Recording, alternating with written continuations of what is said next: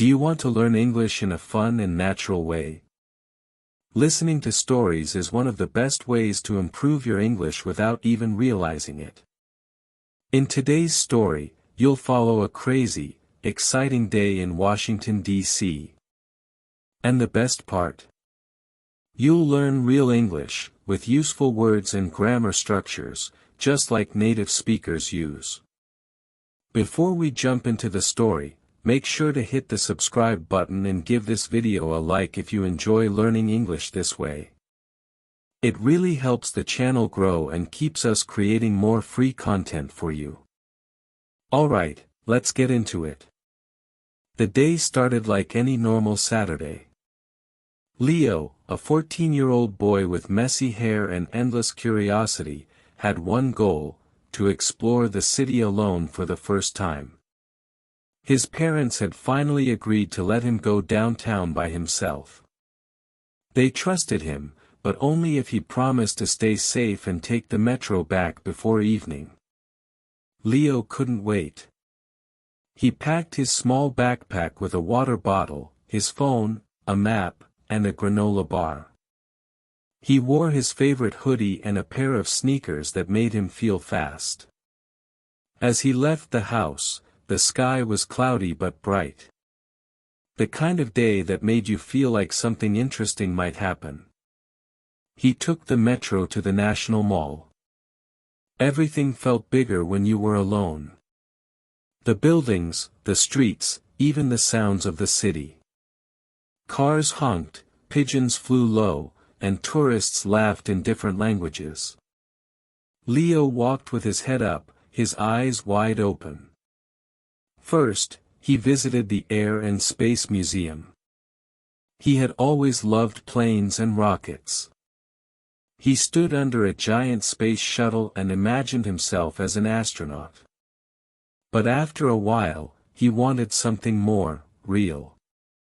More unexpected. So he walked out of the museum and headed toward the Washington Monument. As he crossed the street, he noticed something strange. There were more police officers than usual.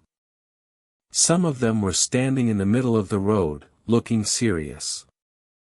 Others were speaking into radios. Leo kept walking. He thought maybe there was a special event, like a parade or a sports celebration. Then he saw the motorcycles. A line of them. Shiny and loud.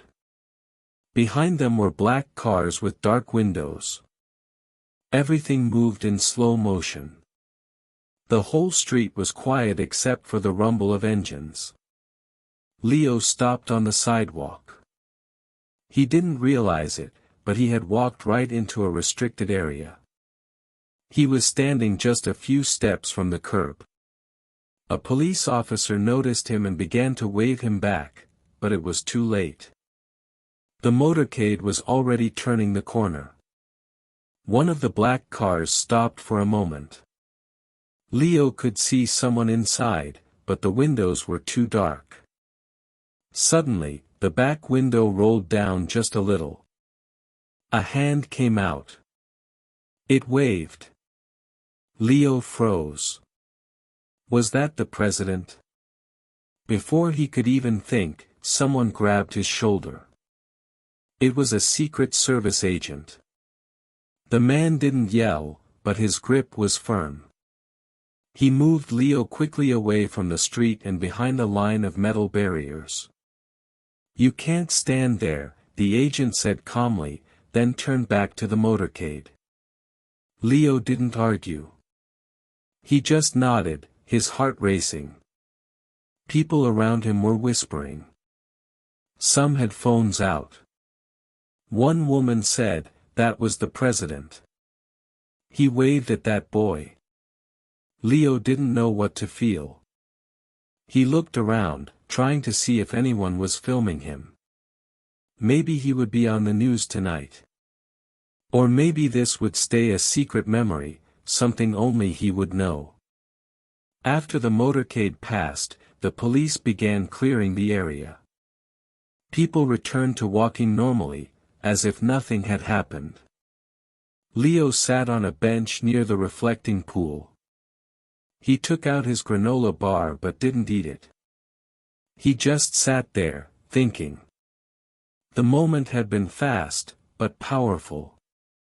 It made him feel small, but also part of something big. The city was full of surprises, and today had been proof of that. When he finally got up, he checked the time. It was almost 5 in the evening. He needed to get to the metro. As he walked toward the station, he kept thinking about the wave. Maybe it wasn't the president. Maybe it was just a random person. But maybe it was. And that possibility made the story even better. You just learned English without even trying. You made it to the end of the story. And guess what? You learned a ton of English without even realizing it. From past tense verbs to time expressions, natural sentence rhythm, and real-world vocabulary, it all came to you naturally through the power of storytelling. That's the magic of learning with stories. Your brain remembers what feels exciting, emotional, and meaningful. That's why this method works so well. If you enjoyed this story, don't forget to like the video, subscribe to the channel, and turn on the bell so you never miss a new episode. And here's your challenge, leave a comment below telling us your favorite part of the story. Did you guess what was going to happen? Have you ever had an unexpected adventure like Leo? Let's practice English together in the comments. See you in the next story.